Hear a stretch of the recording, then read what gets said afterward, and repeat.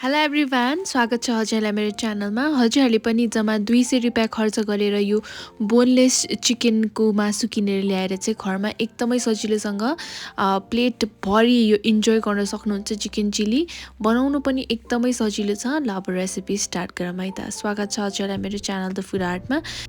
सुरुमा चाहिँ चिकनलाई म्यारिनेट गर्नुपर्छ। यो बोनलेस चिकनमा चाहिँ मैले सानो चम्चाको 1 चम्चा भिनेगर हालेँ र त्यसै गरी कर्नफ्लावर पनि एड गर्नुपर्छ। कर्नफ्लावरले चाहिँ क्रिस्पी बनाउँछ। सानो चम्चाको 2 चम्चा कर्नफ्लावर र सानो चम्चाको 1 चम्चा मैदा र चिकन चाहिँ हल्का क्रिस्पी बनाउनको लागि मैले यहाँ एकदमै थोरै मात्रै 2 पिन्च जति बेकिङ पाउडर पनि हालेँ र यहाँ मलाई गार्लिकको फ्लेभर एकदमै मनपर्ने भएकोले गार्लिक पाउडर एड गर्दैछु। यो चाहिँ हाल्नु अप्सनल हो। मैले चाहिँ सानो चम्चाको आधा चम्चा हालेँ र सानो चम्चाको आधा चम्चा चाहिँ अदुवा र लसुनको पेस्ट। यसलाई चाहिँ मैले यसरी सफा हातले राम्रोसँग यसरी मिक्स गर्दैछु। यतिको मिक्स गरिसकेपछि अब यहाँ अरू मसलामा चाहिँ थोरै मात्र बेसार, एकदमै थोरै, र सानो चम्चाको आधा चम्चा खुर्सानीको धुलो, सानो चम्चाको आधा चम्चा जिराको धुलो र सानो चम्चाको आधा चम्चा नुन। यति हालिसकेपछि अब चाहिँ यहाँ एकदमै थोरै मात्रै पानी हालेर यसलाई चाहिँ मजाले मिक्स गर्नुपर्छ। यो चाहिँ पातलो ब्याटर नबनाउने, जस्ट यो कोट गरोस् मासुलाई भनेर। हेर्नुहोस् यतिको भयो। अब चाहिँ म यो साइडमा हालिदिन्छु 15 मिनट जतिलाई। र यहाँ भेजिटेबल्समा चाहिँ 4वटा जति गोलभेडालाई लामो लामो गरेर काटेको छु। त्यसै गरी एउटा मिडियम साइजको प्याजलाई पनि यसरी काटेँ र थोरै हरियो खुर्सानी पनि लिएको छु।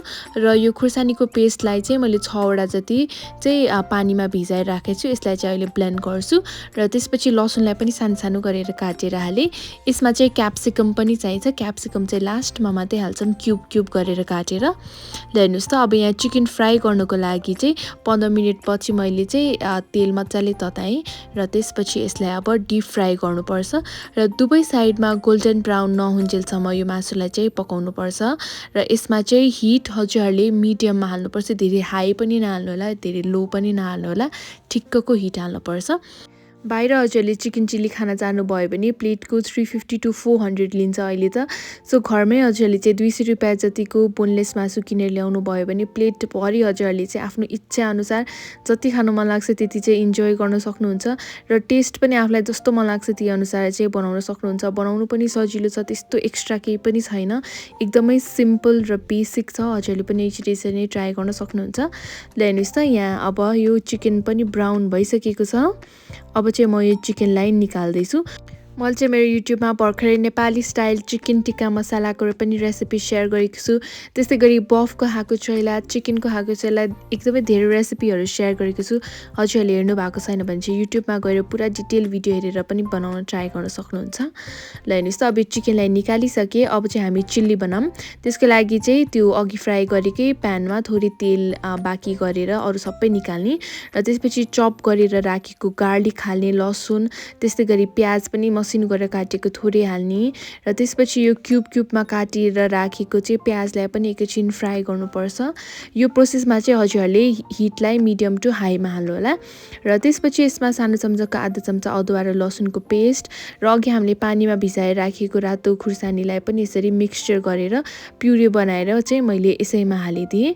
ल हेर्नुहोस् त, यतिको भएको चाहिँ चिल्ली बनाउँदा चाहिँ अलिक छिटो छिटो गर्नुपर्छ, नभए चाहिँ यो भेजिटेबल्सहरू धेरै पाक्यो भने चाहिँ फेरि मिठो हुँदैन। अब चाहिँ यहाँ मैले मसलामा सानो चम्चाको आधा चम्चा जिराको धुलो र सानो चम्चाको आधा चम्चा नुन हालेँ। खुर्सानी चाहिँ हालेर मैले, किनभने यो हामीले रातो खुर्सानी चाहिँ युज गरेको छ। यसको सट्टा चाहिँ मैले यहाँ हट सस युज गरेको छु। हट सस छैन भने चाहिँ स्किप गर्न सक्नुहुन्छ। र यहाँ चाहिँ मैले टोमेटो केचप पनि युज गरेको छु। सानो चम्चाको 2 चम्चा चाहिँ टोमेटो केचप युज गरेँ र त्यसै गरी यहाँ सोया सस चाहिँ जस्ट हल्का मात्रै, टच मात्रै दिएँ। र त्यसपछि यहाँ फेरि म गार्लिक पाउडर एड गर्दैछु। गार्लिक पाउडर हाल्नु चाहिँ अप्सनल नै हो। र यतिको हालिसकेपछि चाहिँ अब मैले यहाँ राम्रोसँग मिक्स गर्दैछु यसलाई।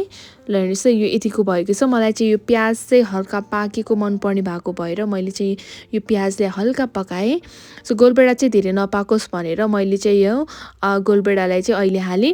र यो कर्नफ्लावर र पानीको मिक्सचर पनि बनाउनुपर्छ। यो चिकन चिल्ली बनाउँदाखेरि चाहिँ सानो चम्चाको 1 चम्चा र थोरै पानी हालेर मिक्स गरेर चाहिँ यस्तो मिक्सचर बनाउनुपर्छ। यसले चाहिँ यो ससलाई हल्का बाक्लो बनाउँछ। र हेर्नुहोस् त, यतिको भइसकेपछि मैले चाहिँ अब यो खानासँग खाना लाएको भएर चाहिँ चाहिँ थोरै पानी पनि एड गरी हजुरहरूले चाहिँ यो चिल्लीको कन्सिस्टेन्सी चाहिँ आफूलाई कस्तो मन लाग्छ त्यही अनुसार गर्न सक्नुहुन्छ। हल्का ग्रेभी मन लाग्छ भने चाहिँ यसरी हल्का पानी थप्न सक्नुहुन्छ। हेर्नुहोस् यतिको भइसकेको छ। अब चाहिँ मैले यहाँ थोरै क्याप्सिकम पनि एड गरी मिडियम साइजको क्याप्सिकमलाई चाहिँ आधी मात्रै युज गरेको छु मैले यसमा। अब यहाँ हाम्रो सस मजाले रेडी भइसकेको छ। यसमा चाहिँ अब अघि हामीले फ्राई गरेर राखेको चिकनलाई पनि एड गर्दैछु। त्यसै क्रिस्पी चिकनलाई हाल्ने। अब चाहिँ हजुरहरूले हिट चाहिँ अफ गर्न सक्नुहुन्छ र हिट अफ गरिसकेपछि यसलाई चाहिँ अब सबै यो ससमा कोट हुने गरी मजाले मिक्स गर्ने र यतिको भइसकेपछि चाहिँ तातोमै हजुरहरूले खानुभयो भने चाहिँ यो चिकन पनि क्रिस्पी हुन्छ र खाने बेलामा पनि एकदमै मिठो हुन्छ। ल हेर्नुहोस् त यो रेडी भयो।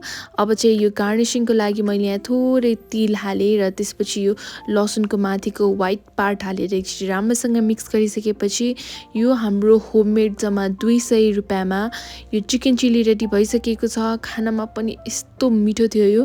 मैले चाहिँ यो फ्राइड राइससँग इन्जोय गरेँ, प्लेट भरि मजाले खाएँ मैले चाहिँ। हजुरहरूले पनि यो छिटो मिठो रेसिपी चाहिँ ट्राई गर्नुहोला र भिडियो मन पऱ्यो भने मेरो युट्युब च्यानललाई सब्सक्राइब गर्नुहोला र भिडियोलाई लाइक र सेयर पनि गरिदिनु है त। Thank you.